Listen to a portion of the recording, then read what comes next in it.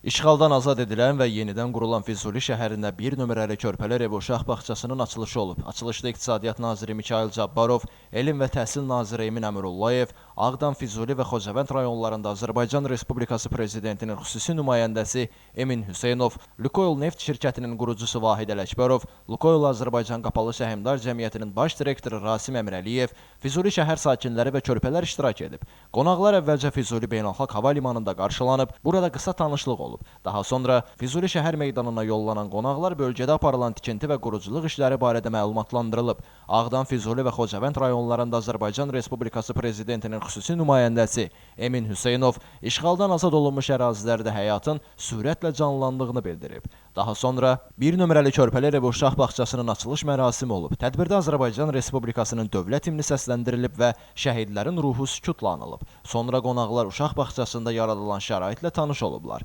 Bildirilib ki, müəssisə müasir avadanlıqlarla təchiz olunub və uşaqların hərtərəfli inkişafı üçün geniş imkanlar malikdir. Körpələr evi uşaq bağçası 2 mərtəbəli, 240 yerlik olmaqla 2,4 hektar torpaq sahəsində inşa edilmişdir. Binada qrup, inzibati yataq otaqları, rəqs, idman və musiqi zalları, hovuz, soyunub geyinmə otaqları, mətbəx, müasir avadanlıqlarla təchiz olunmuş metodika otağı, kompüter otağı, həkim otağı, dezinfeksiya otağı, izolyator palata, çamaşırxana, tərəvəzlərin ilkin emalı sexi, tərəvəz sexi, ət balıq sexi, quru ərzaq anbarı, işçi heyəti üçün yeməkxana, elektrik və server otaqları, həmçinin həyətində oyun meydançaları və digər zəruri infrastruktur qurulmuşdur. Burada uşaqların ilkin birliklərə yiyələnməsi, rahatlığı və əylənməsi üçün bütün zəruri şərait yaradılıb. Elvin Qudratov, Aydın Yavərzadə, bugün informasiya proqramı üçün.